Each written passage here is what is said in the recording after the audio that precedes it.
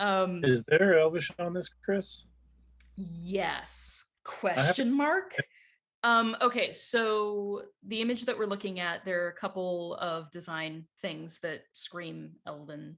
One of them being the crisscrossed pattern of the tunic itself. I'm going to zoom in on this, Chris. Hang on. Mm-hmm. Okay, go ahead. There's sort of a crisscross pattern that they used actually a lot with specifically Gil-galad in the prologue. Oh. Gil-galad was also wearing gold, so that makes sense. Mm-hmm. Also, Gil-galad's heraldry is all stars because the name Gil-galad means star brilliance. So having these sort of star ornaments on the tunic would also make sense for Gil-galad. Now, it could potentially also be Celebrimbor. I think that's a little more of a stretch because Celebrimbor is not a king, but the stars there are technically the Feanorian star symbol. Interesting. And so the Feanorian star is an 8-pointed star with 4 long points and 4 shorter points. And that was on all of the heraldry for Feanor. And since Celebrimbor is Feanor's grandson, possibly. But what we're looking at as far as the Elvish goes is, I thought I was imagining it at first, but when someone else mentioned it, it wasn't my imagination. There are runes on the sleeves. Yeah, I'm seeing it too. There's like little in beads. The beading. Yeah. Yeah. Honestly, so there's a little bit of hand-stitched beading there. Love the detail work. Thank you, costume makers. But I looked up, I went back to Angerthas Moria because we found out that that's the cipher they were using for the handle of the axe for the other picture. What's it say? What's it say? So the right hand sleeve has part of an E on the far side that's on the left. Then there's an L, a B, and part of another E. Wow. So ELBE. And then on the other sleeve, the left-handed sleeve, the one that's on the right side of the picture, we have R, E, and then what could be part of a TH. So are we thinking? That's a guess. Do we want to give the background for this then, Chris?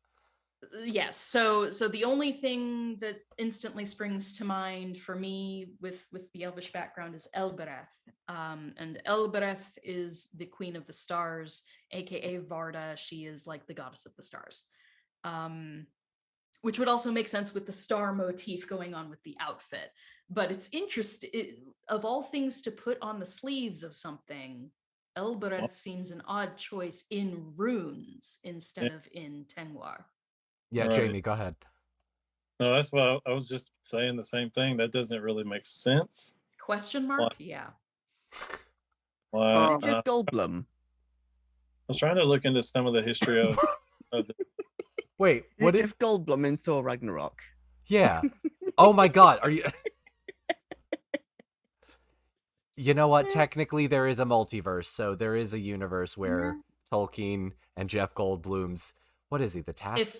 If Jeff Goldblum plays Gil-galad in this series. Oh my God. Hello, I've got the rings of power. We're all very... Power. Oh my God. That's $1 billion idea right there. Say, yeah, Nu, go ahead. What do you got? If those are written in the Kirth, right? And we see all the jewelry and we look at the, ambiance of the character, I think it would make sense that it's possibly Celebrimbor, being that literally he is the Lord of Eregion, which is basically the king of Eregion. He doesn't have a king, but he would essentially be the king, just like Galadriel and Celeborn aren't the king and queen of Lothlorien. Yeah. But he is still the king of Austin Edville and Eregion. Oh, I just had a thought. He is literally the people of Austin Ethel, literally is the people of the jewelsmiths. He has all these rings. He makes the rings of power. He literally is the leader of all of them. He is literally best friends with Narvi, and they make the doors of Durin together. So he would be the only one that would have the Kirth on his arm. That makes sense in his head. But you know what I'm saying? Like, so I'm thinking him. Other elves wouldn't literally have the And kids on their arms. It doesn't really make any also, sense. just in a branding point of view, it would make perfect sense to put a Feanorian in gold, whereas Gil-galad is more of a silver guy. Yeah, Like exactly. in most depictions of Gil-galad, his heraldry, his hair, his armor all tends to be more on the silver mithril side of the spectrum rather than on the golden side. And I always talk about this with Chris, that I think they should make it a point of slight tension, not complete tension, that Celebrimbor would be the king if the heraldry Yes. had been changed over. So he could look at himself that way. He might still respect Gil-galad and Elrond, but he clearly doesn't listen to them because they try to warn him. Now he has his own Yes. kingdom. He has his own kingdom, and they do what they want to do, and they listen to Sauron anyway. And if you think about it like that, in real life, that definitely would be a thing. Like, oh yeah, you're the king, but kind of technically, I would have been the king.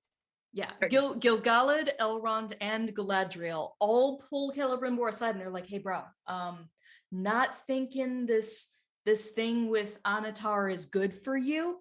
It's not a good look." And he's like, "I don't know what you're talking about. Sauron is the best." Completely starstruck. Spoiler alert, he was not the best. In fact, He's not the best. He was, in Spoiler fact, the worst. alert. Celebrimbor ends up being his battle banner. So this is not a good. This is not a healthy relationship. This is a very toxic relationship. And he was warned, but like Nubeta says, he disregards that. Mm-hmm. And maybe that's the Feanorian hubris of it all. Definitely the Feanorian part of him. It even says it. He just wanted to learn so much and to make so many things. And literally all three kingdoms that are trapped, not kingdoms, but people that are trapped in that are all students of Aule, Sauron, right? Celebrimbor, the dwarves. All officially, everything you see here literally has to do with those three.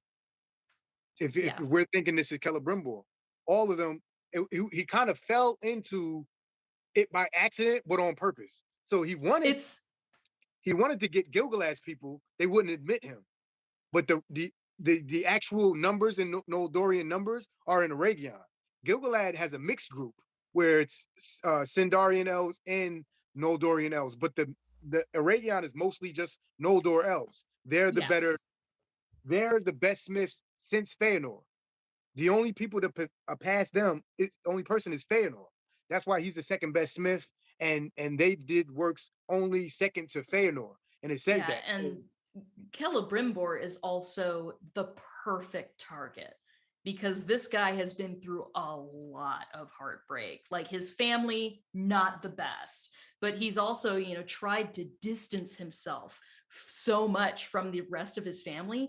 Celebrimbor would be desperate to prove his own worth on his own merits. And so learning from someone like Sauron, not knowing it's Sauron, but learning from one of the Maiar of Aule, he would be like, this is my chance. This is my chance to prove that I can stand on my own 2 feet, that I'm just as good as Feanor was, but I'm not the a-hole that Feanor was.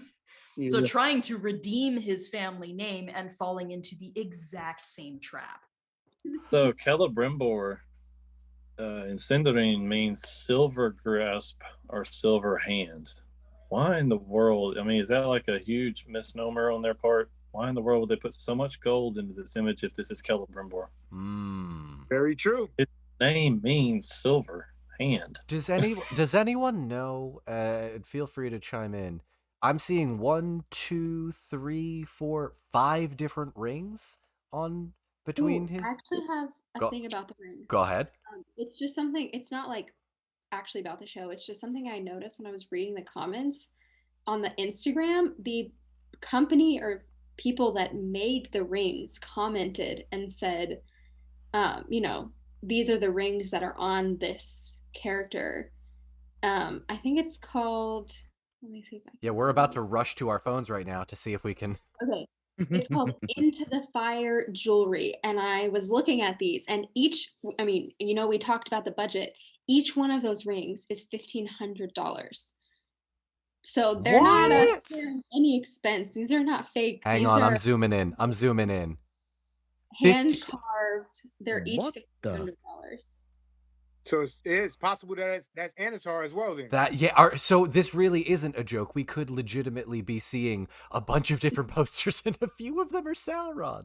They're called. One of them is called the Old World Cross. The other one is called Gold Charred Ultra. I think it's only 3 of them. The other ones I don't know, but it's specifically the one on the ring finger of the right hand, and then the index finger of the left hand, and then I believe maybe the one on one of the pinkies. I can't tell on their website, but I definitely know those 2 are from the website, and both of those are $1,500. into the fire jewelry, you said? Wow. Yes. So- I just if saw we're their going off comment the and I was like, Imagine the people trying to cosplay this and getting cheap replicas. Like, Oh my god. I mean, I hope So they thank stop God. making them because. But I mean, for any cosplayers out there, if you have the funds, there you go. yeah, I think they just died a little inside when you read out the price tags on that.